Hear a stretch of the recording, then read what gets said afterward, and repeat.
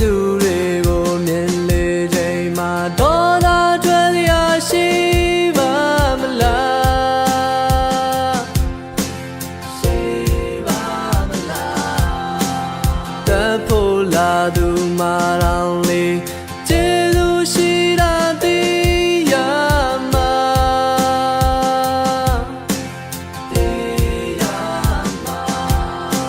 ဘဝရဲ့လေဝင်ချိန်တွေကိုလေအနှစ်ဆုံးပြီးတော့ကြည့်လိုက်ပါကြည့်လိုက်ပါလောကတန်တွေဆိုတာဟာလေအလေးထားလောင်စရာရှိပါမလားရှိပါမလားကျေးဇူးတွေကိုမြင်နေတာဝိတဝိစာရာချမ်းမြေမှုကိုကြုံနေစဉ်မှာပီတိနဲ့ဒုက္ခဒီချီကဆုံးတဲ့ဆုံးကနုတဲ့နုလာဇောတို့ဆုံးမှာညှို့သမျှဆွမ်းအင်ရာ